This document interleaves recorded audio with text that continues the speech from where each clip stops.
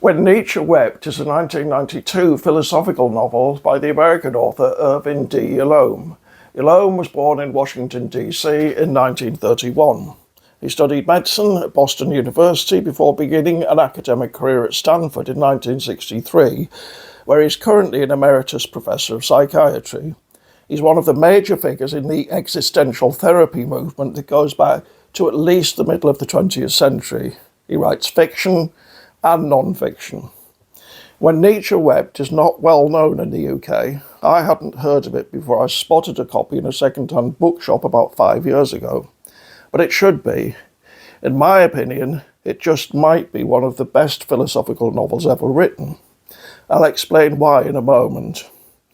Plot-wise, it's an account of a fictional encounter in 1882 between four real figures in modern intellectual history: Friedrich Nietzsche, Sigmund Freud, Joseph Breuer, Freud's mentor, and Lou Andreas Salome, Nietzsche's muse for a while and a significant thinker in her own right. The story revolves partly around Anna O, Bertha Pappenheim as she was in reality, one of Freud and Breuer's patients, whose case history constitutes one of the landmarks of modern psychoanalysis. Nietzsche and Breuer are the novel's central figures. It begins when Lou Salome meets with Dr. Breuer in order to ask him to cure a friend, Nietzsche, of despair. There's a catch. Nietzsche can't know that she's behind the whole thing. Breuer is understandably reluctant but agrees. To cut a long story short, he and Nietzsche embark on something like a primitive talking cure.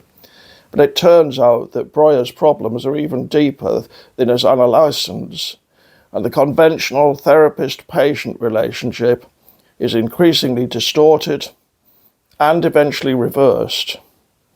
Along the way, we get a rigorous critical appraisal of Nietzsche's philosophy and its relation to the nascent discipline of psychoanalysis. Freud is only a young student at this stage, but we get a subtle hint of some of his later ideas, particularly the Oedipus complex. Because so much of the story is dialogue, the book works as a philosophical exploration in its own right.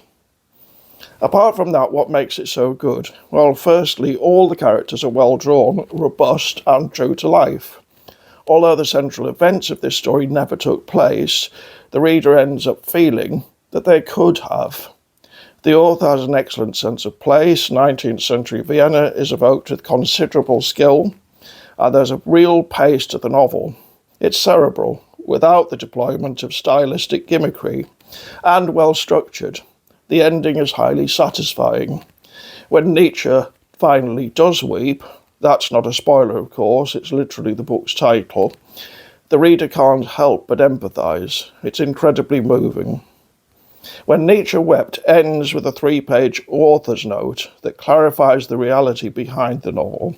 It begins, Friedrich Nietzsche and Joseph Breuer never met, and of course psychotherapy was not invented as a result of their encounter. Nonetheless, the life situation of the major characters is grounded in fact, and the central components of this novel were all historically in place in 1882.